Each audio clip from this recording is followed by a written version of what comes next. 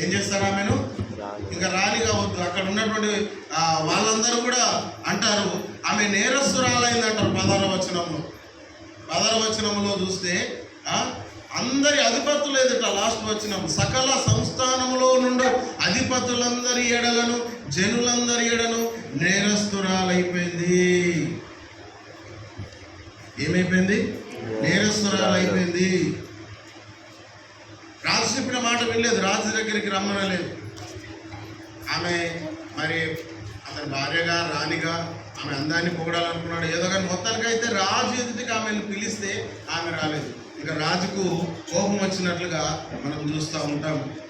అందుకని ఇక్కడ ఏం జరిగిందని అంటే ఆయన ఇక అతనికి అవమానం జరిగింది కనుక ఆమె కంటే గొప్పదాన్ని 19వ వచనం, రాజునకు సమ్మతి రాకూడదని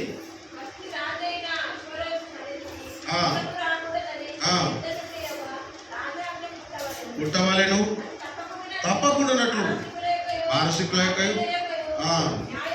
న్యాయం చొప్పున నియమవలెను, మరియు వస్తీ కంటే చూసారా ఆమె కంటే ఇంకొక యోగ్యురాల్ని ఇక్కడ అహష్వేరోషు ఎన్నుకుంటున్నాడు.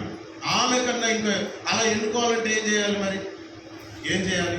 రాజ్యంలో ఉన్నటువంటి వారందరినీ ఇక్కడ అందుకే ఆయన ఏమంటున్నాడు చూడండి, సుషను కోటలో అంతఃపురమునకు ఇక్కడ రెండవ అధ్యాయంలో మనం గమనించి చూస్తే 2వ వచనం, యవనులకు రాజ పరిచారకులను పిలిచి అందమైన కన్యకలను రాజు కొరకు వెతకాలి. హల్లెలూయా. ఏం చేయాలి? అందమైనటువంటి కన్యకలు. ఇక ఈ రాణి పోస్ట్ పోయింది. ఆ రాజుకున్నటువంటి భార్య పోస్ట్ ఈమెకి ఏమైపోయింది? వెళ్ళిపోయింది. ఎందుకు?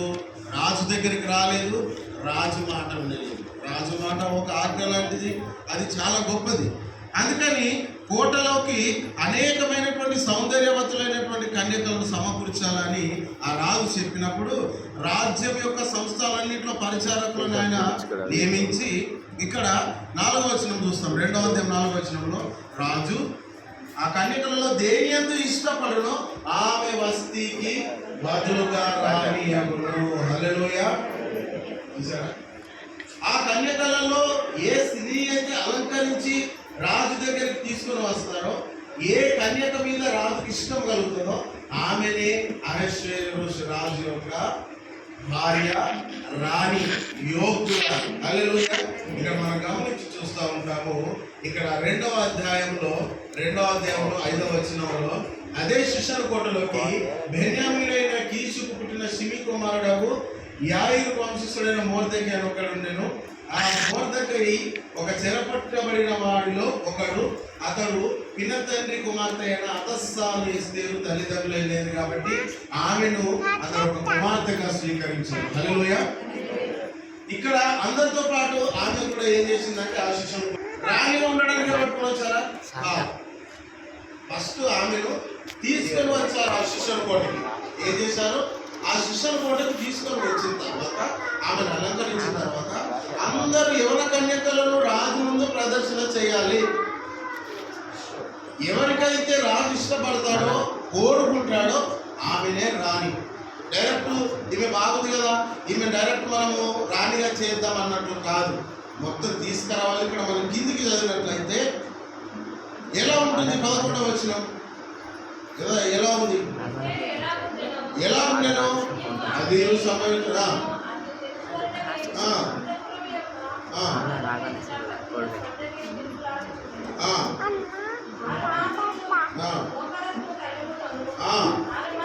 ఆల్మాసములు సుగంధవర్ణములతోను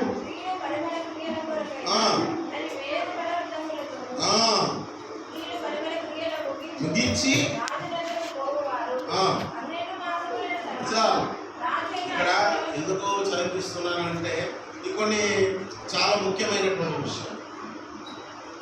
ఇప్పుడు ఆ కాలంలో ఎలా ఉంటుందంటే ఏది చేసినా కొన్ని దినాల పాటు చేసేవారు.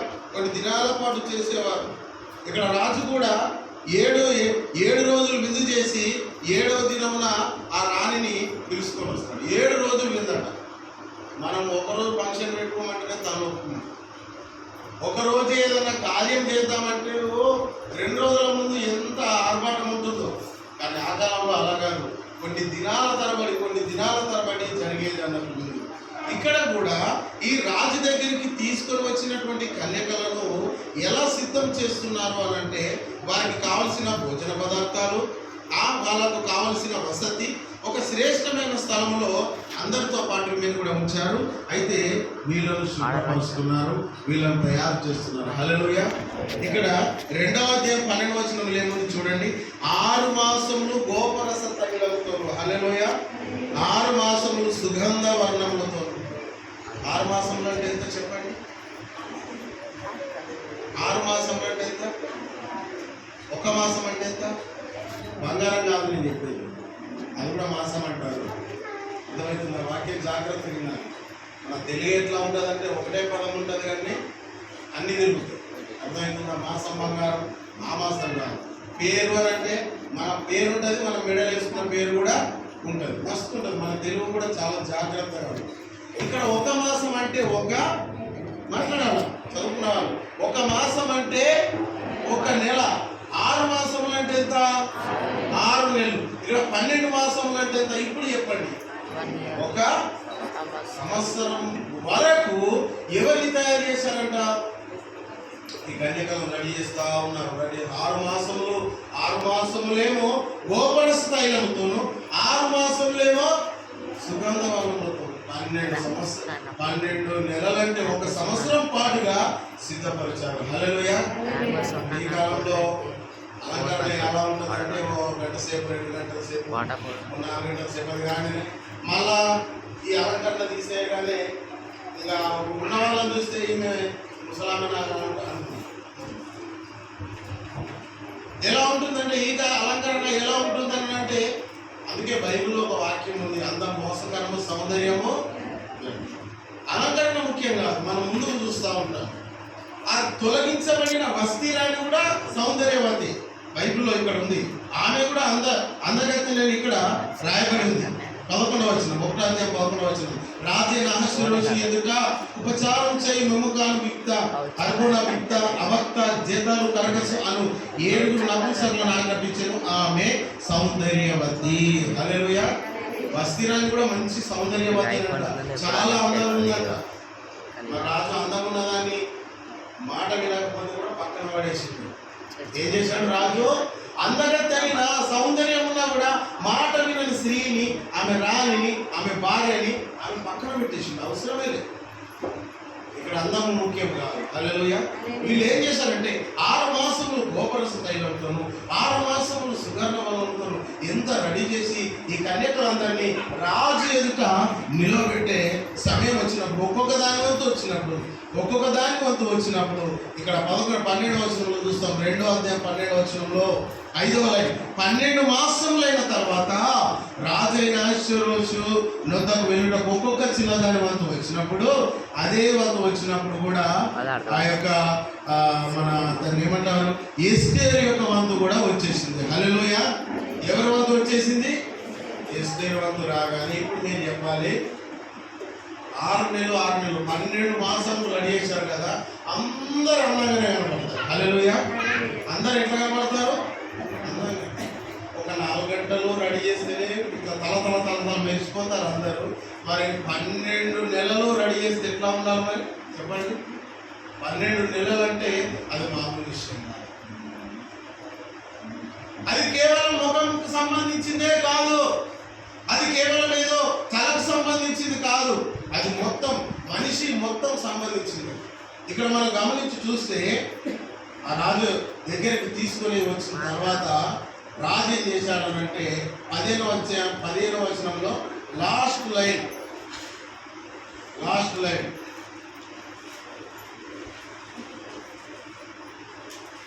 మొర్దెకై తన కుమార్తె 2:15 మొర్దెకై తన కుమార్తెగా స్వీకరించుకుని తన పినతండ్రి అయిన కుమార్తె ఎస్తేరు రాజులతో వెళ్ళటకు బంధు వచ్చినప్పుడు స్త్రీలను రాజు యొక్క శత్రుడైన హేగేరు నిర్ణయించిన అలంకారం కాక మరి ఏమీ కోరలేదు. ఎస్తేరును చూసిన వారందరికీ ఆమె దయ పుట్టెను. 10వ వచనం. స్త్రీలందరికంటే రాజు ఎస్తేరును ప్రేమించెను, కన్యకలందరికంటే ఆమె అతని వలన దయాదాక్షిణ్యం పొందెను. అక్కడ వస్తీకి బదులుగా ఆమె రాణి చేయబడ్డది. హల్లెలూయా. అయిపోయిందా రాణి? ఇప్పుడు మీరు గమనించండి, అందరు స్త్రీలు అందరి కన్యకల్ని రెడీ చేశారా లేదా? అందరికీ 6 నెలలు 6 నెలలు సంవత్సరం పాటుగా అందరినీ రెడీ చేశారా లేదా? ఆ కన్యకలందరినీ సిద్ధపరిచారు. కానీ ఎవరి వంతు వచ్చిన రాజు ఇష్టపడలేదు, ప్రేమించలేదు. కానీ ఈ ఎస్తేరు మాత్రమే రాజు ఏం చేశాడంట? ఇష్టం పుట్టింది, దయ పుట్టింది, కనికరం పుట్టింది, ప్రేమించినట్లుగా మనం ఇక్కడ చూస్తూ ఉంటున్నాం. దయాదాక్షిణ్యాలు పుట్టి ఆమె వస్తికి బదులుగా ఆమెను రాణిగా నియమించినట్లుగా మనం చూస్తూ ఉన్నాం. హల్లెలూయా. ఆయన గొప్ప రాజు, 127 సంస్థానాలకు ఆయన అధిపతి. అంత పెద్ద రాజు అయినటువంటి ఆయన చూడండి, ఎక్కడి నుంచి ఎక్కడి వరకు అంట ఆయనది పరిపాలన 1వ అధ్యాయం 1వ వచనంలో హిందూ దేశం మొదలుకొని కూషు దేశం వరకు, దేశాల నుండి దేశాల వరకు అంట. ఏంటిది? దేశాల నుండి, ఒక గ్రామం నుంచి ఇంకొక గ్రామానికి కాదు, ఒక జిల్లా నుంచి ఇంకొక జిల్లా కాదు, ఒక రాష్ట్రం నుంచి ఒక రాష్ట్రం కాదు, దేశాలు మొదలుకొని దేశాల వరకు 127 సంస్థానాలు చూడండి. కాబట్టి పిల్లరా, ఇక్కడ మన గమనించి చూస్తే అటువంటి రాజుకు ఎస్తేరు ఒక రాణిగా చేయబడింది. హల్లెలూయా. మీరు చూడండి, మొదటిగా ఆమె ఒక కోటలోకి వచ్చేసింది. మీరు చూడండి, ఆ యూట్యూబ్లో ఎస్తేర్ ఫిలిం చూడండి, ఖాళీ ఉన్న సమయంలో తెలుగులో కూడా ఉంటుంది. యాక్చువల్లీ ఆమెను తీసుకోవడానికి వెళ్ళినప్పుడు ఆమె ఒక చాప కింద ఒక మూలకు దాక్కుంటుందని ఆమె తీసుకొని వెళ్ళిపోతారు. తీసుకొని వెళ్ళిపోయినప్పుడు అసలు ఏం జరుగుతుందో కూడా తెలియదు. ఏం జరుగుతుంది? అలా పట్టుకొని పోతే ఎలా ఉంటుంది, ఏం జరుగుతుందో కూడా తెలియదు. మరి ఇట్లా సిద్ధపరిచి రాజుకు రాణి కావాలని తీసుకొని పోతున్నారో తెలియదు ఆమె. అయ్యో వీళ్ళని ఏం చేస్తున్నారో, నన్ను పట్టుకొని పోతున్నారు, అయ్యో నన్ను ఏం చేస్తారని ఆమెలో ఒక భయం. ఆమె దాక్కున్నా కూడా, మీరు ఆ ఫిలిం చూడండి, తెలుగులో కూడా ఉంటుంది, ఆమె దాక్కున్నా కూడా చేపను లేపేసి ఆమెను ఇలా తీసుకొని వెళ్ళిపోతారు. భయపడింది, అయ్యో ఏం జరుగుతుందో కూడా తెలియదు. అటువంటి ఆమె ఒక కన్యకగా ఒక పట్టుకొని పోయినట్లుగా ఆమెను తీసుకొని పోయారు. కానీ ఆ యొక్క కోటలోనికి ఒక మామూలు వ్యక్తిగా వెళ్ళింది, కానీ ఆ కోటకి ఆమె రాణిగా మార్చబడ్డది. హల్లెలూయా. అర్థమవుతుందా నేను చెప్పే వాక్యము? ముందుగా ఆమె రాణి అని తీసుకొని పోలే. ముందున్నటువంటి పరిస్థితి వేరు, ఇప్పుడున్నటువంటి పరిస్థితి వేరు. యవన కన్యక వయసులో ఉంది, పట్టుకొని పోతున్నారు, అయ్యో ఏమైపోతుందో అన్నటువంటి భయము, ఆందోళన, వేదన, ఏం జరుగుతుందో కూడా తెలియదు. పట్టుకొని పోతున్నారు కదా. ఈ కాలంలో ఎవరైనా ఒక కన్యకలను ఏదైనా అంటే చాలా మంది అనొచ్చు, అధికారాలు ఉన్నాయి, ప్రభుత్వాలు ఉన్నాయి. కానీ ఆ కాలంలో రాజ్యాలు, ఒక రాజ్యం మీద ఇంకొక రాజ్యం, ఒక రాజ్యం మీద ఇంకొక గ్రామాల మీదకి ప్రజలు వస్తున్నారంటే వాళ్ళని జయించుకొని తీసుకొని పోతారు. మనుషులను పట్టుకెళ్ళిపోతారు, పశువులను పట్టుకొని పోతారు. ఎవ్వరు కూడా ఆపేదానికి వీలు లేదు. ఎందుకంటే వాళ్ళ ధైర్యం, వాళ్ళ యొక్క బలం అలా ఉంటుంది. ఇప్పుడు అలా కన్యకలను తీసుకొని పోయినప్పుడు వాళ్ళకేం తెలియదు కావచ్చు. అక్కడికి వెళ్ళిన తర్వాత అర్థమైంది కావచ్చు, మమ్మల్ని సిద్ధపరుస్తున్నారు, రాజు కొరకు రాణిగా చేయవాలి. కానీ అలా వాళ్ళ లోపట్ల ముందు భయం ఎట్లా ఉంటుంది చెప్పండి? పట్టుకొని పోయినప్పుడు ఒక సాధారణ బాలికగా వెళ్ళినటువంటి ఈమె, ఇంకో విధంగా చెప్పాలనంటే ఆమెకు తల్లిదండ్రులు కూడా లేరు. 2వ అధ్యాయం 7వ వచనం, తన పినతండ్రి అయిన, చదవండి 2వ అధ్యాయం 7వ వచనం, 2వ అధ్యాయం 7వ వచనం. అదే ఎస్తేరు, తన పినతండ్రి అయిన కుమార్తె అయిన ఎస్తేరు. ఇప్పుడు చూడండి, తల్లిదండ్రులు లేరంట. తల్లిదండ్రులు లేని వారిని ఏమంటాం చెప్పండి? మనము తల్లిదండ్రులు లేని వారిని ఏమంటాం? అనాథ అంటారండి. తల్లిదండ్రులు లేని వాళ్ళని ఏమంటాము? అనాథ అంటాం. తల్లిదండ్రి ఉన్న వాళ్ళని అనాథ అనం. తల్లిదండ్రి లేని వాళ్ళని ఒక అనాథ అంటాం. బాబు అయితే అనాథ బాలుడు అంటాం, ఒక స్త్రీ అయితే, ఒక పాప అయితే అనాథ బాలిక అంటాం. ఒక విధంగా చెప్పుకోవాలంటే ఎస్తేరు ఒక అనాథ అని కూడా చెప్పుకోవచ్చు. ఏమని చెప్పుకోవచ్చు? ఒక తల్లిదండ్రులు లేనటువంటి ఒక అనాథ యొక్క యవనంగా ఉన్నటువంటి స్త్రీని పట్టుకొని పోయి ఈ యొక్క శిష్యుల కోటలను పట్టుకొని పోతున్నారు. ఆమెకు తల్లి ప్రేమ తెలియదు, తండ్రి ప్రేమ ఆమెకు తెలియదు. తన పినతండ్రి అయినటువంటి దగ్గర ఆమె పెరిగింది. ఒక కుమార్తెగా అతడు స్వీకరించబడ్డాడు. కాబట్టి ప్రియులారా, ఒక అనాథ స్త్రీ, ఒక అనాథ బాలిక, ఒక అనాథ యవనురాలు కోటలోనికి సాధారణ మామూలు వ్యక్తిగా వెళ్ళి ఆ కోటకే రాణిగా చేయబడింది. హల్లెలూయా. కాబట్టి నీ జీవితంలో, నా జీవితంలో ఆమె ఎన్నో ఒడిదుడుకులను ఎదుర్కొంది, ఆమె ఎన్నో ప్రయత్నాలను ఎదురు చూసింది, అన్నిటికీ ఆమె తట్టుకుంది. అక్కడ ఉన్నటువంటి పరిస్థితులకు తట్టుకుంది. దేశం కానీ దేశము, స్థలము కానీ స్థలము, ప్రాంతం కానీ ప్రాంతానికి ఆమె వెళ్ళింది. ఓపికతో ఉంది, ఎదురు చూసింది ఏం జరుగుతుందో. కానీ ఆమె నమ్ముకున్నటువంటి దేవుడు ఆమెకు మేలు చేసినట్లుగా మనం చూస్తూ ఉంటాం. రాజు ద్వారా ఆమెకు దయ పుట్టింది, ఒక రాణిగా చేయబడ్డది. వస్తీ రాణికి బదులుగా ఎస్తేరు రాణి అహష్వేరోషుకు భార్యగా రాణిగా చేయబడ్డది. హల్లెలూయా.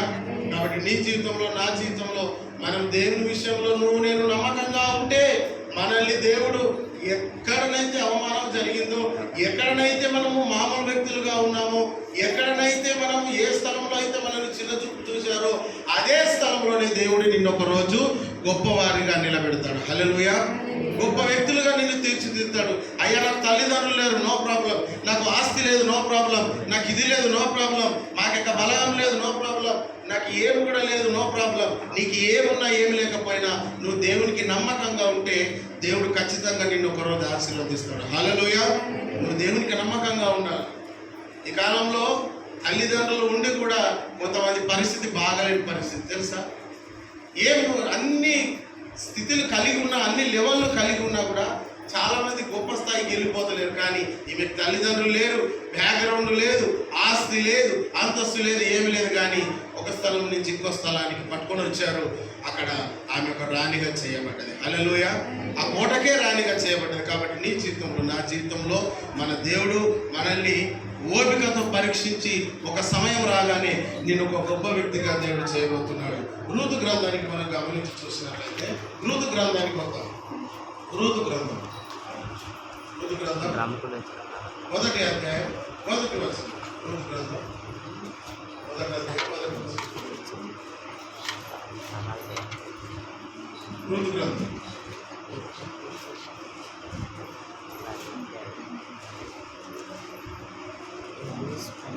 Page number 220. న్యాయాధిపతులు దాటిన ఉంటుంది, సమూయేలుకు మొదటి సమూయేలుకు ముందు ఉంటుంది.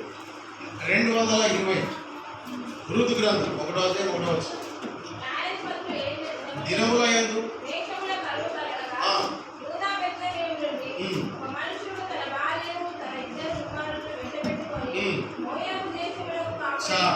ఇక్కడ యూదా బెత్లెహేము అంటే, బెత్లెహేము అంటే అర్థం ఏంటి ఎవరైనా చెప్తారా?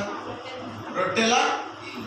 కానీ అక్కడ కరువు వచ్చేసి అక్కడ పరిస్థితులు బాగాలేక ఒక మనుషుడు ఏం చేశాడంట, తన భార్యను తన 2 కుమారులను వెంటబెట్టుకొని మోయాబు దేశమునకు కాపురం ఉండడానికి వెళ్ళాడు.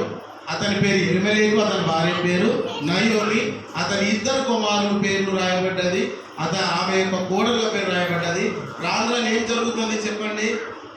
నయోమి యొక్క భర్త వెళ్ళిపోతాడు, ఆమె యొక్క 2 కొడుకులు కూడా ఏమైపోతారు? లాస్ట్ ఎవరు మిగులుతారు? నయోమి మిగులుతుంది, తర్వాత 2 కోడలు మిగులుతారు. అలా కోడళ్ళ పేరు ఏం పేరు చెప్పండి? ఒక ఆమె పేరేమో ఓర్ప, 4వ వచనం. 2వ దాని పేరు రూతు. హల్లెలూయా. ఇప్పుడు ఎస్తేరు నుంచి మనం రూతుకు వచ్చాం. ఇప్పుడు మీరు చెప్పండి, బైబిల్లో మనకి ఎన్ని పుస్తకాలు ఉన్నాయి? మొత్తం ఎన్ని పుస్తకాలు ఉన్నాయి? బైబిల్లో ఎన్ని గ్రంథాలు ఉన్నాయి? 66 పుస్తకాలలో 2 పుస్తకాలు మాత్రమే స్త్రీల పేర్ల మీద రాయబడ్డది. అవేమిటి చెప్పాలి? ఒకటి అయిపోయింది కదా, ఇప్పుడు 2వది మనం చూస్తాము.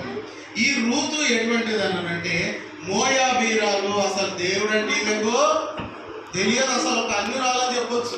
అసలు దేవుడు అంటే ఏదో కూడా తెలియదు. అత్త వెళ్ళిపోమంటుంది, నాకు వయసు అయిపోయింది, నాకు ఇక జీవితం లేదు, ఏం లేదు, మీరు నన్ను వదిలిపెట్టి మీరు వెళ్ళిపోండి, మీరు ఇంకొక పెళ్లి చేసుకోవచ్చు, మీ లైఫ్ని మీరు బాగా చేసుకోండి అని అంటే ఓర్ప వెళ్ళిపోతుంది. కానీ రూతు మాత్రం ఏం చేస్తుంది? అత్తను హత్తుకుంటుంది. నీ దేవుడే, నువ్వెక్కడ చనిపోతే నేనక్కడ, నువ్వెక్కడ ఉంటే నేనక్కడ ఉంటాను. సరే, బెత్లెహేము నుంచి మోయాబు వెళ్ళిపోరు కదా, మళ్ళీ వాళ్ళకు బెత్లెహేముకు ఖబర్ వస్తుంది. మళ్ళీ విషయం వచ్చిన తర్వాత మళ్ళీ ఆమె ఎక్కడికి వచ్చేస్తుందండి? బెత్లెహేముకు రాగానే దేవుడు వాళ్ళని దర్శించాడని బెత్లెహేముకు వచ్చేసిన తర్వాత అక్కడ ఏం జరుగుతుంది అని అంటే, వాళ్ళు అక్కడ 2వ అధ్యాయము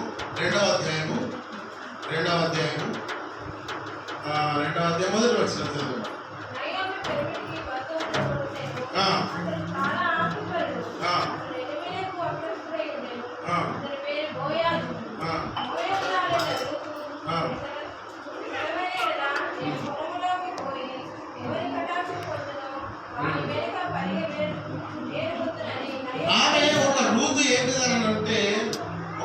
పొలానికి వెళుతుంది.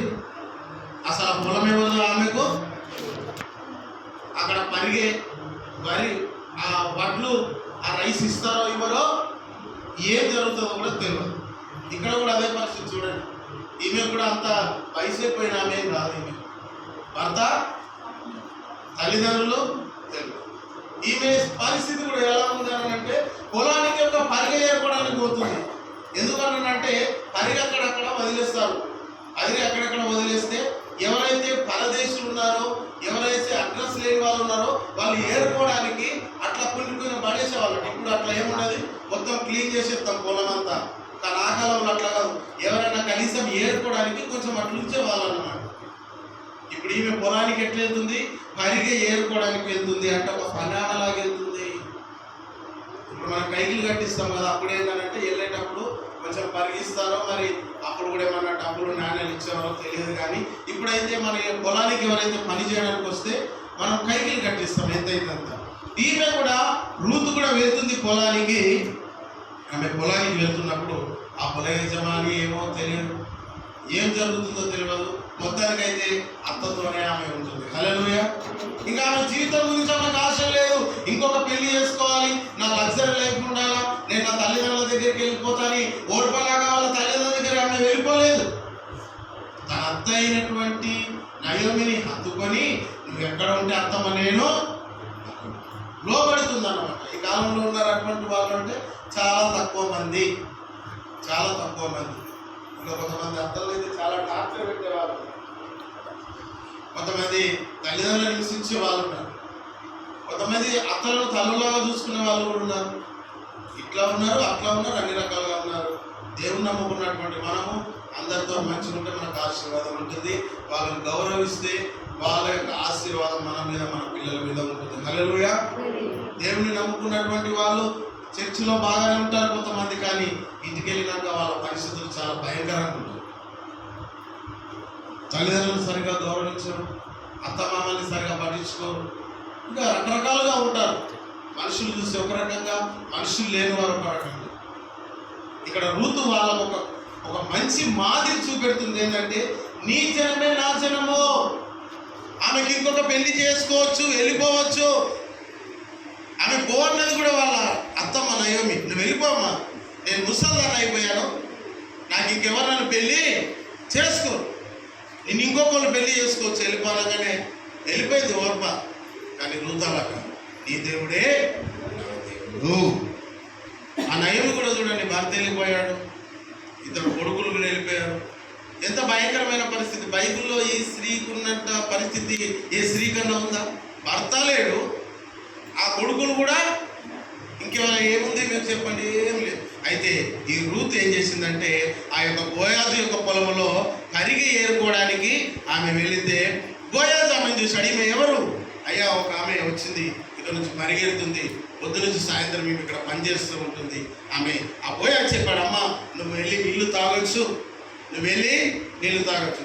ఆమె మీద ఆమెకు దయ కనికరం పుట్టి ఆమె వెళ్ళేటప్పుడు అందరికంటే ఎక్కువగా ఆమెకు ఆయన పరిగిచ్చినట్లుగా, పనులు ఇచ్చినట్లుగా మనం ఇక్కడ చూస్తూ ఉంటాం. హల్లెలూయా. కాబట్టి ఇక్కడ 8వ వచనంలో అంటాడు, 2:8, అప్పుడు బోయాజు రూతుతో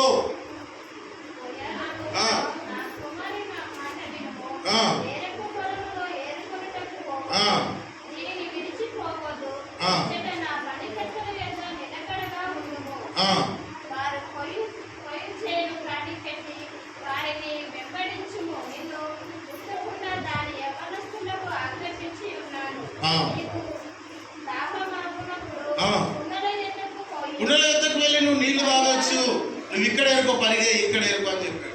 ఇప్పుడు మీరు చూడండి ఈమె పరిస్థితి ఎట్లా ఉందంటే, అది ఆ పొలం ఎవరిదో అసలు దాని ఏదో ఈమెకు తెలియదు, కానీ ఆ పొలంలో ఈమె ఒక పని చేయడానికి వెళ్తుంది. అవునా కాదా చెప్పండి? ఎట్లా వెళ్తుంది ఈమె పొలానికి? ఒక పని చేయడానికి వెళ్తుంది. ఇంకా ముందుకు చాలా స్టోరీ ఉంది మనం చెప్పుకున్నాడానికి. అయితే ఒక సమయం వచ్చిన తర్వాత ఏమవుతుందంటే ఈ బోయాజు ఈమె మీద కనికరపడి, ఈమె మీద జాలిపడి, ఇక్కడ మనం చూస్తూ ఉంటే ఆయన ఏమంటాడంటే 22వ వచనంలో కూడా 23 చదవండి. కాబట్టి ఎవరు పోతాయి, గోధుమలా పోతాయి, మిగి వరకు ఆమె ఏరుకొని బోయాజు పలికల యొద్ద నిలకడగా ఉండి తన అత్త ఇంట నివసించుచుండెను. అయితే ఆమె మేలు కలుగునట్లు 3వ వచనంలో ఆమె ఏం చేయమంటే ఆమె అది చేస్తుంది. తల్లి అత్త మాట ఆమె వినడం ద్వారా, అత్త ఏం చెబితే అది ఆ యొక్క రూతు చేయడం ద్వారా ఒక సమయం రాగానే ఏమవుతుందని అంటే బోయాజుకి ఏమైపోతుందండి, రూతు భార్య ఉంటుంది. ముంగడ చరిత్ర చాలా ఉంది, నేను ప్రతి విషయం నేను చెప్పలేదు, మీకు తెలిసే విషయం. మా పాయింట్ ఏంటిదంటే ఎస్తేరు కోటకి ఒక మామూలు వ్యక్తిగా వచ్చే కోటకి ఏమైపోయింది ఆమె. ఇక్కడ కూడా రూతు బోయాజు పొలంలో దేనికి వచ్చింది, ఒక పని చేసుకోవడానికి వచ్చి ఆ పొలం యొక్క యజమానికి ఏమైపోయింది ఇప్పుడు. అది ఇది ఈరోజు మనం ధ్యానం చేస్తాం. ఆ పొలంలో పని చేయడానికి వచ్చింది. ఎంత ఉంది ఆయనకు పొలం? 1 ఎకరమా, 2 ఎకరాలా, 3 ఎకరాలా, ఎంతో ఉంది ఆ పొలం. ఆ పొలం యజమానైనటువంటి బోయాజుకి ఏం చేయబడ్డదండి, భార్యగా చేయబడ్డది. చూసారా ప్రియులారా, నీ జీవితంలో నా జీవితంలో మన జీవితంలో ఎన్నో ఒడిదుడుకులు వస్తాయి, ఎన్నో అవమానాలు వస్తాయి. ఋతు జీవితంలో భర్త చనిపోయాడు, వాళ్ళ తల్లిదండ్రులు ఎక్కడ ఉన్నారో తెలియదు. ఈమె ఒక మోయాబీరాలు, అత్తతోనే ఉంటుంది. ఇంకా ఆమె జీవితం అంతే అని అనుకుంది. ఒక సమయం వచ్చింది, ఓపికతో ఉన్నది, పొలంలో పని చేసుకోవడానికి వెళ్ళింది. ఏ పొలంలో అయితే పని చేస్తుందో ఆ పొలానికి యజమానికి భార్యగా చేయాలి.